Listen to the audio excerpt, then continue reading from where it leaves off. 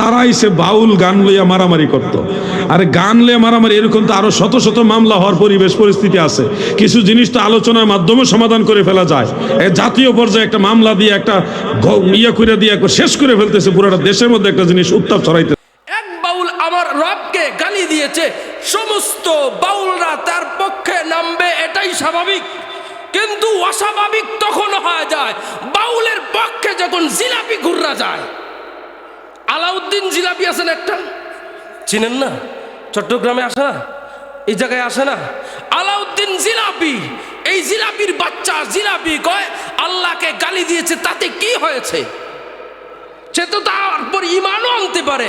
সে এই প্রতিরোধ কেন করেছে, আমাদের বিরুদ্ধে কেন গেল, এই জন্য গিয়েছে। বাউলকে যখন গ্রেফতার করে নিয়ে গেল, মাঠে ময়দানে মিছিল মিটিং নামতে দেরি হয় না। তৌহিদি জনতা এদেরকে শায়েস্তা করার জন্য বাইরাইতে বাইরাইতে নদীর ভিতরে নামাইছে। এইটা ওর কাছে পছন্দ হয় না, কয় এইটা সাপোর্ট করে না ইসলাম। তুই কোন ইসলাম, তুই কোন ইসলামের দাওয়াত দাও সেটা আমি দেখতে চাই। আমার রবকে গালি দেওয়া হয়, তোর কাছে লাগে না, অথচ ওরে গ্রেফতার করছে, তোর কাছে মায়া লেগেছে। ওরে যেখানে পাবেন জুতা পিটা করবেন, জুতা পিটা করবেন। এরাই হচ্ছে ধর্ম ব্যবসায়ী। যেখানে পাবেন সেখানে জুতা পিটা করবেন, ফরজ জুতা পিটা করা ওরে। কারণ এখনো পর্যন্ত এই বাউল তওবা করে নাই। আশ্চর্য হয়ে গেলাম, বাউলদের মধ্য থেকে কয়েকজনকে চিনি, নামও জানি, লতিফ সিদ্দিকী আছে, এরপরে আরো কয়েকজন মেয়েরা আছে। সবাই এই বাউলের বিপক্ষে, যে এই কথার সমর্থন আমরা দিতে পারি না। কারণ আল্লাহ আমাকে সৃষ্টি করেছেন, আল্লাহকে যে গালি দিবে ওর তো কোনো অস্তিত্বই থাকে না। তারা বাউল হয়ে তার বিরুদ্ধে গেল, আর তুই টুপিদারি আলেম হয়ে তুই আলেমদের বিরুদ্ধে গেলি, তৌহিদি জনতার বিরুদ্ধে গেলি। সুশীল সাজতে চাও, সুশীল সাজতে চাও।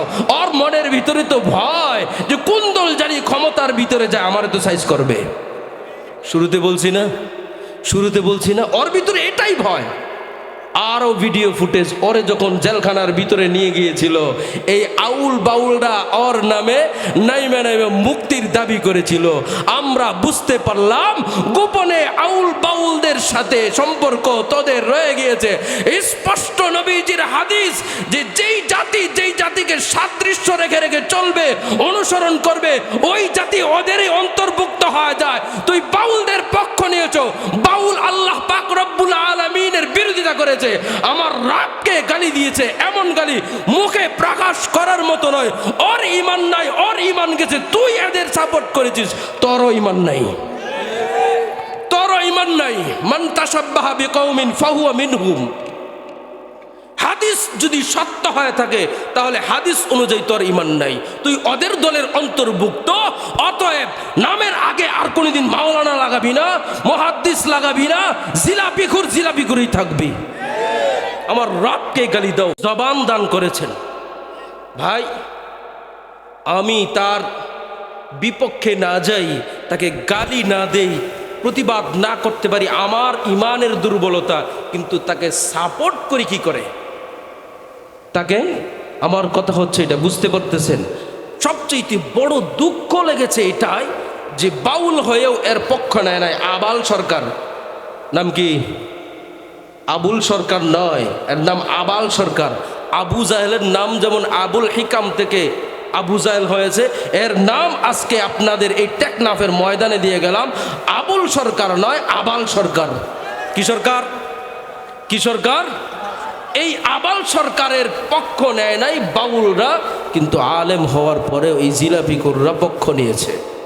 আল্লাহ পাক দেখতে চান যে তুই আমি আল্লাহকে কতটুকু ভয় করো, নাকি জিলাপি খাওয়ার আশায় ধান্দায় সারা বাংলাদেশ ঘুইরা বেড়াও। আমি আল্লাহ দেখতে চাই তোরে যে আমি আল্লাহ তাআলা জবান দিলাম, জবান দিয়া তুই বাউলের পক্ষে যাও নাকি আমি আল্লাহর পক্ষে যাও। আমি আল্লাহ পাক রব্বুল আলামিন তোরে এত সুন্দর করে বানাইলাম। শুনবেন আল্লাহ কেমন সুন্দর করে বানিয়েছেন। আল্লাহ বলেন, ওয়াতিনি ওয়াজ্জাইতুনি ওয়া তুরি সিনিন ওয়া তুরি সিনিন ওয়া হাযাল বালাদিল আমিন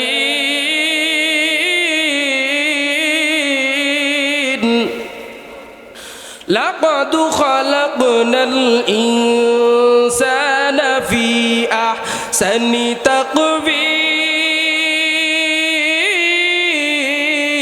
تقويم الله أكبر चिश्ते कुरआन कलाम हक शनास रूनुमाए रब नसआ मुदवनस हरफे हरफश रस्ते दरबर मानवी मानवी दर मानवी दर मानवी आए के मन्ना जीबा कुरआने अजीम ताकू जादर हुजरमी বাসি মুকিম আল্লাহু আকবার আল্লাহ পাক রব্বুল আলামিনের কসম খাওয়া খাওয়া বিশ্বাস করানোর কোনো প্রয়োজন না আল্লাহ পাক রব্বুল আলামিন জানায় দে আরে পৃথিবীর মানুষ আমি আল্লাহ পাক রব্বুল আলামিন তোরে সুন্দর করে করে বানাইলাম সুবহানাল্লাহ আল্লাহ তাআলার কসম খাওয়ার কোনো প্রয়োজন নাই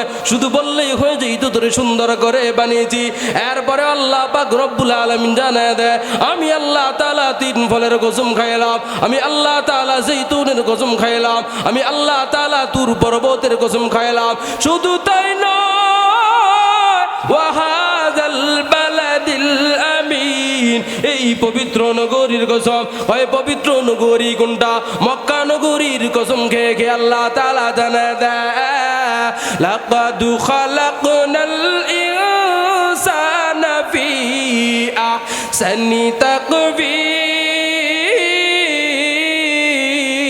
তাকবীম আল্লাহ পাক রব্বুল আলামিন জানায় দেয় আমি আল্লাহ তাআলা তোরে সুন্দর করে বানাইলাম সুন্দরের ভিতরে আল্লাহ তাআলা একান্ত নয় আল্লাহ বলেন আহসানি